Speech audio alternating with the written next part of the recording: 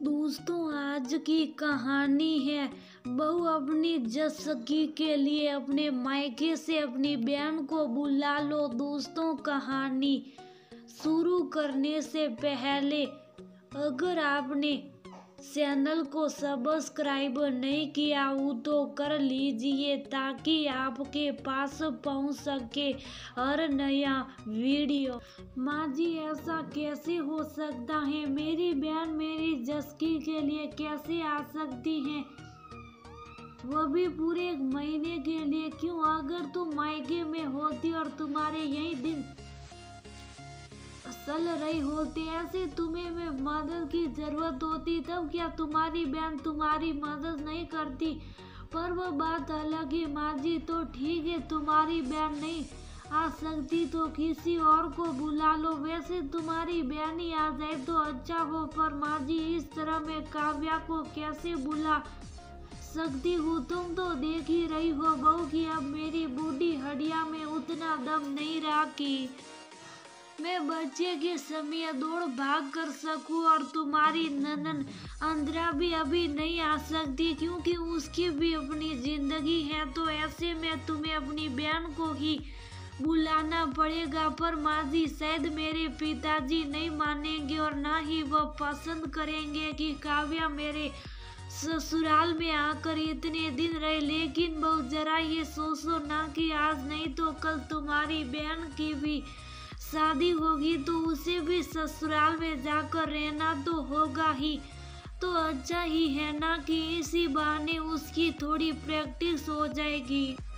इतना कहते कहते सरला जी मुस्कुराने लगी। तब दिव्या को समझ में नहीं आया कि इस बात में मुस्कुराने का क्या तुक है। दरअसल दिव्या का 9वां महीना खत्म होने पर था। डॉक्टर ने कहा रखा था कि अगले 10 दिनों में किसी भी दिन बच्चे का आगमन हो सकता है। इधर सरला जी से अकेले घर का काम तो पहले भी नहीं संभालता था, ऊपर से गर्भवती बहू दिव्या अपना काम भी कर लेती थी और घर भी संभाली लेती थी। ऊपर के काम करने जो बाई आया करती थी, वो कई घरों में खाना भी बनाती थी। अब जब से दिव्या गर्भवती हुई थी तब से उसी काम वाली बाई से सब्जी कटवाने और आटा लगाने का काम शुरू करवा दिया गया था और उसके पैसे भी बढ़ा दिए गए थे।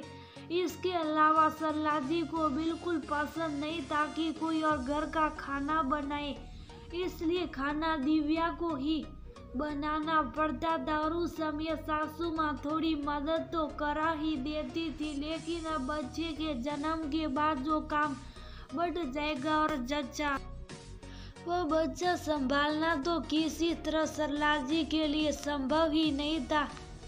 शायद इसलिए वह दिव्या को अपनी बहन को बुलाने के लिए कह रही थी। इधर दिव्या काव्या को बुलाने से इसलिए संकोच कर रही थी क्योंकि उसने कह रखा था कि ससुराल में वह बड़े आराम से रह रही है। अब तो काव्या को पता चल जाएगा कि सास उसे कितना शासन में दबा कर रखती है। उसके पति अमित भी उसकी कोई खास मदद नहीं करते। हाँ, उसका देवर से जरूर उसकी थोड़ी मदद हो जाती थी।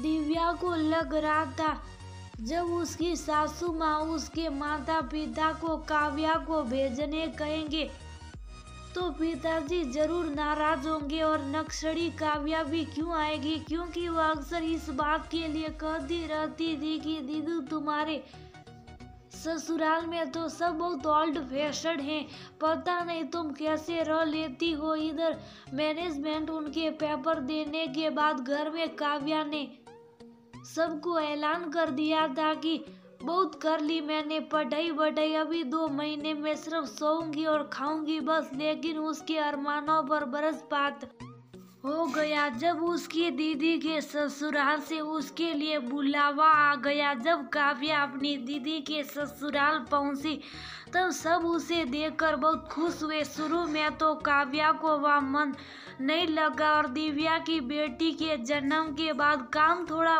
बढ़ तो गया, पर एक बात बड़ी ही मजेदार हुई कि अब सुमित ऑफिस के बाद जल्दी घर आने लगा था और तो और वो काव्या की काफी मदद भी करने लगा था। जो नक्सड़ी काव्या अपनी दीदी के ससुराल में रहना नहीं चाहती थी और उसे दीदी के सास ससुर दोनों पुराने ख्यालत के लगते थे, उसे अब यहाँ रहना अच्छा लगने लगा था। और उससे भी आश्चर्य की बात ये हुई थी कि सरला जी और काव्या की बहुत पटने लगी थी। घर में कई सारे नए बदलाव हुए, जैसे टीवी अब डाइनिंग हॉल में लग गया था और सरला जी श्रीधर जी अब ऑटो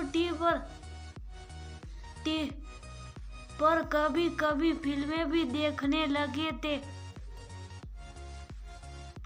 सरला जी अब आए दिन सलवार कुर्ता पहनने लगी थी और नाश्ते में बॉट्स, मूसली और क्लोग्स जैसी चीजें इस्तेमाल की जाने लगी थी। पहले जब दिव्या ऐसा कहती या करती तब सरला जी नहीं मानती थी, पर काव्या की बात सब मानते थे। काव्या की बात वो बहुत प्यार से मान ले जाती थी। दिव्या गौर कर रही थी कि घर में काव्या की साफ पड़ने लगी हैं।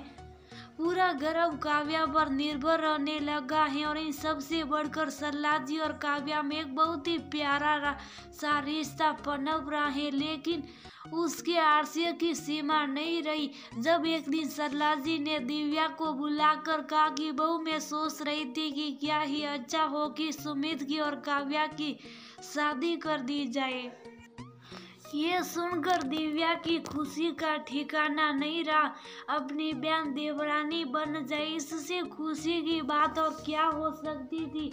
रही बात सुमित और काव्या की, तो उन दोनों की आंखों में एक दूसरे के लिए प्यार आसानी से जा सकता था और दिव्या के माता पिता को भी क्यों ऐतराज होता। एक छोटे से बदलाव से दोनों बहनों का रिश्ता एक ही घर में हो गया और कुछ सरला जी की समझदारी और कुछ काव्या का सुलझाव पर मिलाकर उनका परिवार और भी खुशियों से भर गया।